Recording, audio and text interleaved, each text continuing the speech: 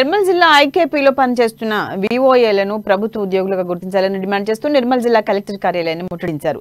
ప్రభుత్వానికి వ్యతిరేకంగా నినాదాలు చేశారు. తమ చాలీచాలని వేతనాలతో కుటుంబాన్ని నెట్టుకొస్తున్నామని ఆవేదన వ్యక్తం చేశారు. ప్రభుత్వం వెంటనే తమను ప్రభుత్వ ఉద్యోగులుగా గుర్తించి కనీస వేతనం 27,000 రూపాయలు చెల్లించాలని డిమాండ్ చేశారు.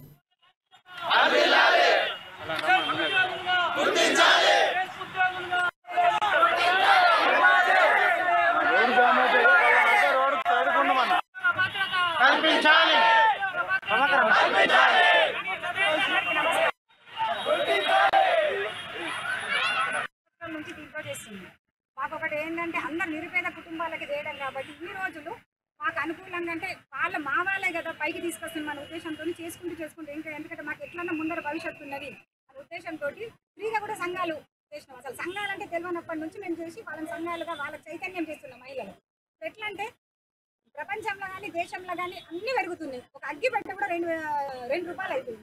కారాలు ఉన్నప్పటి నుంచి చేస్తున్నాం కాబట్టి మా 3,900 తోటి మాకు పిల్లలు ఇప్పుడు పెద్దగా అయిపోయింది.